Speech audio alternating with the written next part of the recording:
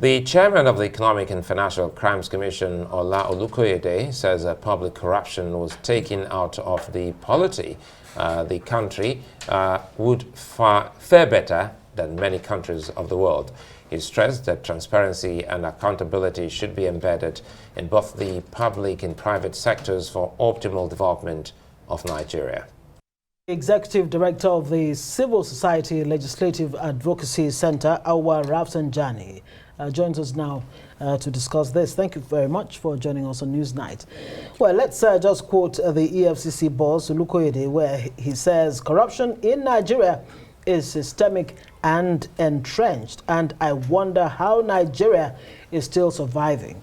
Is he telling Nigerians what Nigerians don't already know? I guess the question would be, is it an indictment on the EFCC, the anti-corruption agencies and institutions that have been put in place to check corruption in Nigeria?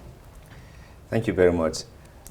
Indeed, is coming to tell the Nigerians, especially those who did not know the impact of corruption, that corruption has actually had a serious or is seriously undermining, peace and security in this country.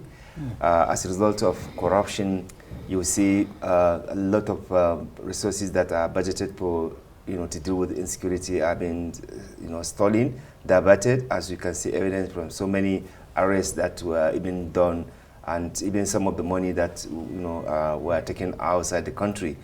If you look at the, the corruption in the health sector, Nigeria borrowed $3.4 billion from the IMF. Our Auditor General said that the country cannot account for that money. The money has disappeared.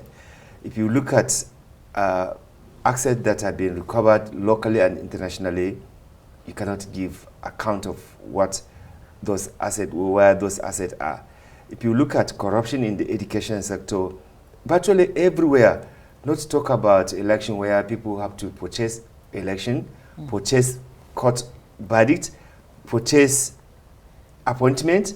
There's no way you can have a country with this kind of level of corruption and impunity at all levels and expect it to function very well. So what the EFCC chairman is telling Nigerians, for those who pretend not to know how deep corruption has eaten us, is to draw our attention that if we do not do something, corruption will actually alienate all of us.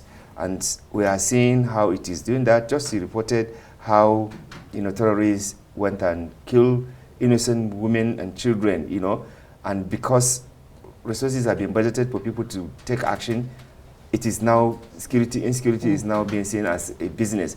Bandits are doing whatever they are doing, demanding 100 million, 200 million, 300 million, and they are using phone call to call people to communicate. You cannot navigate, you cannot find where these people are. Come on, look, if you did not take action to deal with the level of corruption we are facing in this country, there's no way we can, in fact, be respected anywhere in the world. Well, one wonders what kind of action and the we you talk about, because the EFCC is there, and we've seen, times without number, how many times Nigerians have spoken about what the EFCC should and shouldn't do, and how the big fish, are almost getting away with murder as against the small fries in the society. Does this mean, Auwal, help us here, that the EFCC is saying that they need more agencies or some kind of help from government and the people in fighting corruption? So EFCC alone cannot eliminate corruption in Nigeria. They need the cooperation and support of other government agencies to be able to deal decisively with corruption, particularly preventing the corruption. So EFCC and ICPC are there, but they alone, they cannot do that. They need the support of other sister agency. Do you feel? But do you feel what they're doing so far as a Nigerian? Do you feel that these two agencies are actually doing what they should be doing? If you take away the role or the contribution that EFCC and ICPC are doing in this country to sanitize the country, I am telling you, you will see overwhelming corruption that you cannot actually even explain where we are heading to. So I want to confirm to you that EFCC and ICPC are doing their best. They are facing serious challenges of, first, inadequate resources, because you have to have resources to be able to do the work that you are supposed to do as an institution. And if you are not getting that required resources, that's a challenge. Secondly, the people that are supposed to be providing these resources for you, they are also untouchable, okay, because of political corruption. Politically exposed persons are there. So if EFCC or ICPC make any serious move, they would just gang up to make sure that they simply remove them. So secondly, if they do not provide the resources, the enabling resources for them to work, forget it, they cannot be able to do the work that is required.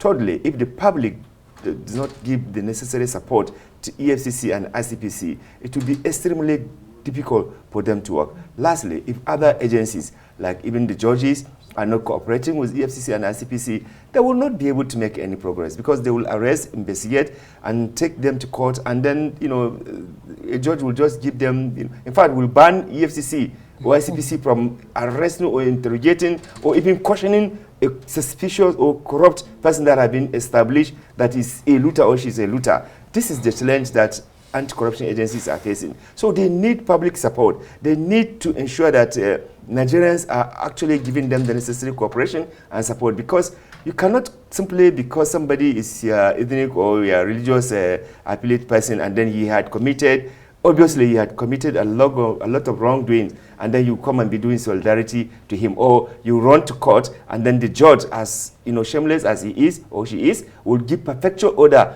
not to even question you for the looting, for the impunity, for the corruption you have perpetuated. How will you expect EFCC to work? EFCC cannot work in that kind of environment. So that's why we need to support them. We need to get government agency, other sister agencies to support them to do the work. Then we can now see the full picture of the impact that they are making. So apparently what you're saying, there's a lack of political will to actually fight corruption, and one wonders, how do you plug the loopholes or the, what enables corruption to happen, whether in public office or in, the private sector? But we have to leave it there. Auwal Rafsanjani joining us on News Night tonight. Well, it's a continuing conversation as far as corruption in Nigeria is concerned.